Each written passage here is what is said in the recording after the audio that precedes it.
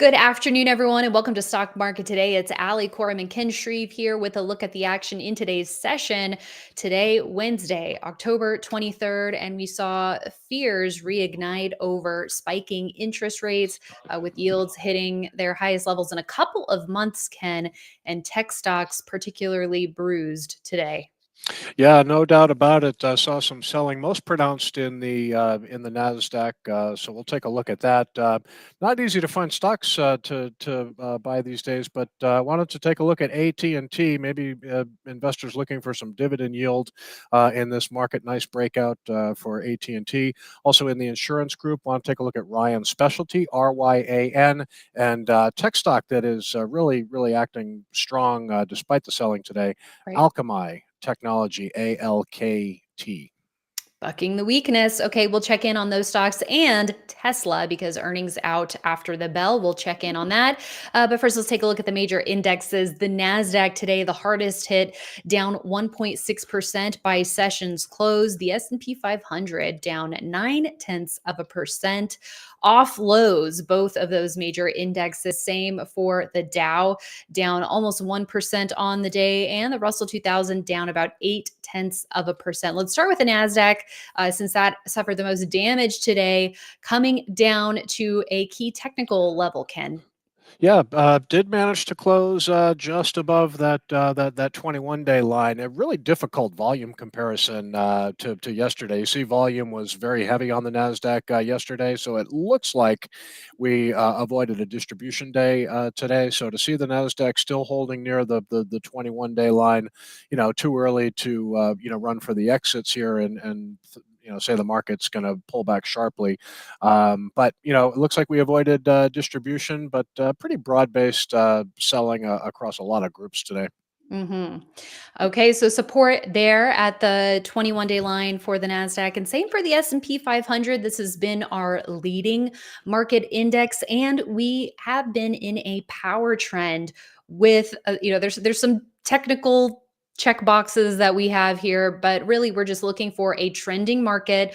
All the moving averages stacked properly, rising, and the 21-day line containing the bulk of the move here, and it did its job today, Ken, being that support level for the S&P. Yes, yes, indeed. It looks like we had fairly light volume on the NYSE yesterday. So even though the S&P did what we hoped it would do, it closed off lows. Even if you look at the 5-minute chart on the S&P 500, you can see, buyers definitely came into the market during the final couple hours, maybe hour and a half of trading. So nice to see the S&P come off lows here, and yeah, as long as it's holding above its 21-day line here, this power trend is still intact. So looks like lower volume on the Nasdaq, slightly higher volume on the NYSE today. So we'll probably add a distribution day to the S&P 500 count, but encouraged to see it close a little bit off lows today. Okay, and let's take a look at blue chips and small caps. Here is the Dow, Ken.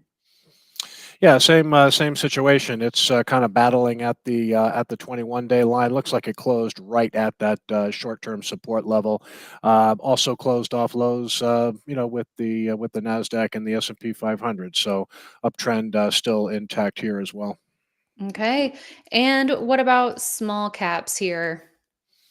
Well, here it got went below that round number of 2,200 today. Didn't quite touch the 50-day moving average, but you can see looks like a 5-session losing streak for small caps. And when you have interest rates rising like they are, it tends to hurt small caps the most. I think you're seeing that here with 5 straight declines, but holding the 2,200 level and holding above the 50-day. So not too bad.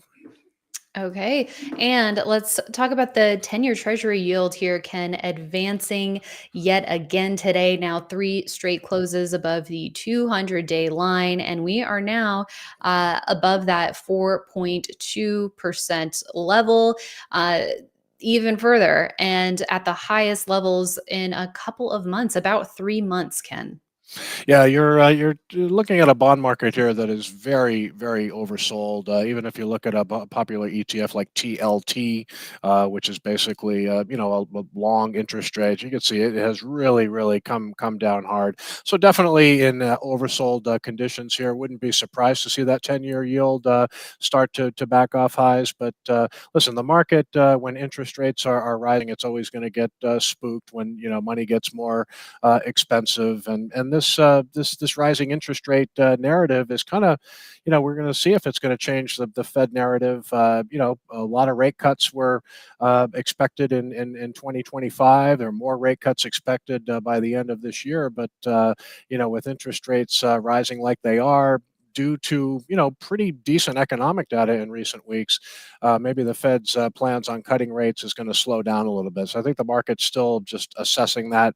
But this big move in the 10-year Treasury yield, I'm surprised it took the market a while to respond negatively to it. But even with today's closes in the major stock indexes, could have been worse. And like I said, we did get some buyers late in the day to lift indexes off lows. Yes, we sure did. Okay, let's also take a look underneath the hood in terms of sector action with XLU definitely bucking the weakness today, up 1%, Ken. Yeah, not surprising. You tend to find a pretty decent yield in utility stocks. A lot of utility stocks have been rallying on this, proliferation of data centers and increasing power needs. But not surprising to see utilities outperforming today. Really great relative strength still. So there were some bright spots in the market in an otherwise, pretty ugly day. But like I said, it could have been worse. Hmm. Okay, next on the list, let's take a look at T. This is AT&T up on earnings today, closing 4.6% higher in some strong volume. Ken, the numbers here weren't very spectacular, but the street definitely liked the report. Perhaps the numbers not as bad as feared here. Yeah, it's you can see revenue has been basically flat for 3 quarters in a row. So you don't have a kind of a fundamental story that's driving growth here. Just a company where fundamentals just aren't where you normally would like to see them. But big volume today. The results were a little better than expected and pretty good outlook as well. So in a market where technical breakouts have been very, very difficult, we've seen a lot of failed breakouts among leading growth stocks. Here you have AT&T. You got a big healthy dividend yield of 5% and a stock breaking out with a relative strength line in new high ground. So nice pocket of strength in the market today for AT&T. But you get a good breakout. Good relative strength here, and also a pretty nice dividend yield. So maybe this is a market that's going to start looking for yield. We'll see. Yeah, low PE, high yield, a very steady type of mover here. And let's take a look at the monthly chart. This one's still trying to turn around, perhaps, a couple months ago, breaking a longer term trend line. As you mentioned, the relative strength has been turning around as well. And the stock last month getting above its levels from 2023 and 2022. So multi-year highs now for AT&T. Yeah, and you can see the monthly chart just showing a lot of relative strength in this market. So good volume in AT&T today, a positive response to earnings, and you see the definitely people wanted to own this stock today. Let's take a look at insurance name Ryan Specialty, RYAN. Shares up 2.2% today, retaking the 21-day line and a prior buy point. Yeah, earnings coming up next week. 6 down days in a row. So this was a stock that was probably starting to look a little oversold. Good to see it rebound after six straight declines, and it's just basically retesting that prior 69.03 entry. So again, people, if anybody who's been looking to put money to work, you probably had an opportunity here today. Stock bouncing from oversold conditions. Would have been nice to see some volume behind the rebound today.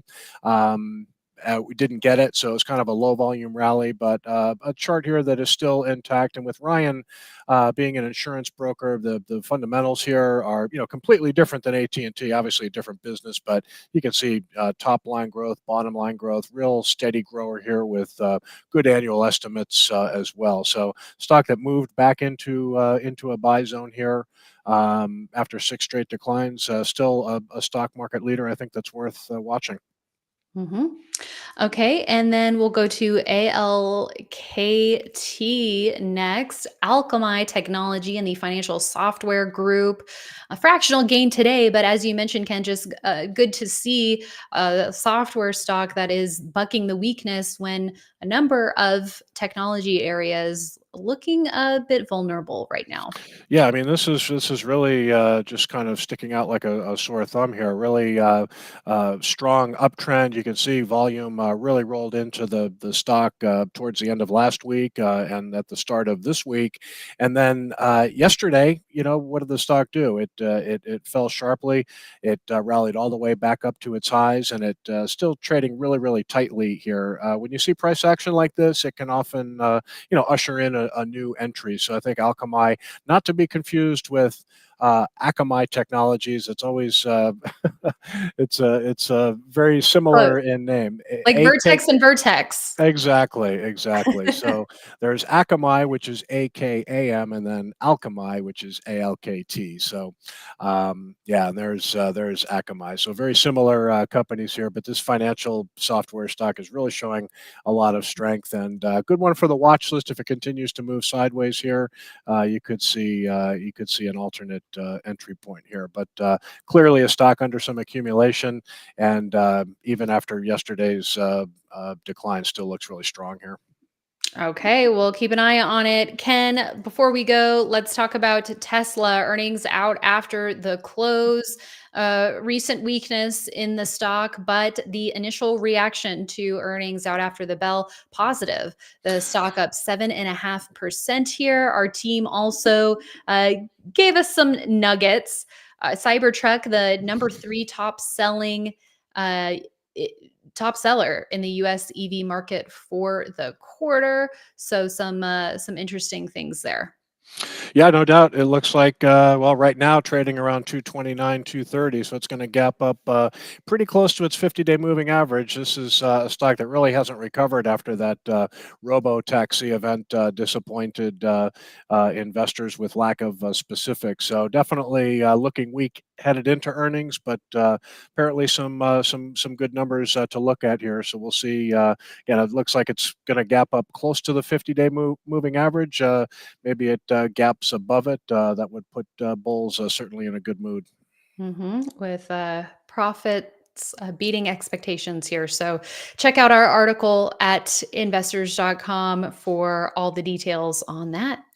All right. Well, thank you, Ken. And thanks to everyone for tuning in. Coming up live at 5, Justin Nielsen, host of the weekly Investing with IBD podcast, has John Kosar returning to the program of Asbury Research. John loves looking at inflows and outflows flows of different ETFs in the market to see where the money is trading, trending, you name it. So we have that discussion coming up live at 5, our weekly podcast. So if you're watching live now, hopefully you'll join us back at 5 for that. You can also catch the audio out on whatever listening platform of choice you prefer. And then we post all of our videos, not only to our YouTube channel, but investors.com/videos as well. So we'll have that ready for you later today. Looking forward to an exciting conversation from them. And of course, you can join us tomorrow morning on IBD Live for our analysis of Tesla's earnings reaction. That'll be starting 10 minutes before the opening bell. Investors.com/IBD Live for all those details. We will see you there, and we'll also see you back here tomorrow after the close.